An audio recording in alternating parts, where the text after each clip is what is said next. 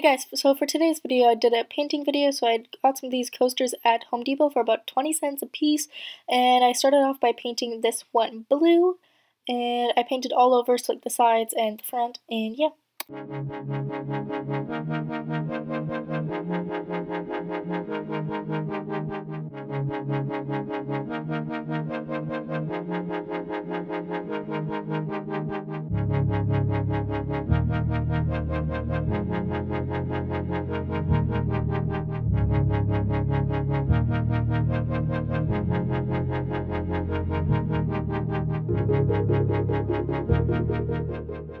I did the same thing here by painting it black, the sides, the front, and yeah, I did about 2 coats on each coaster to get it completely the color that I wanted.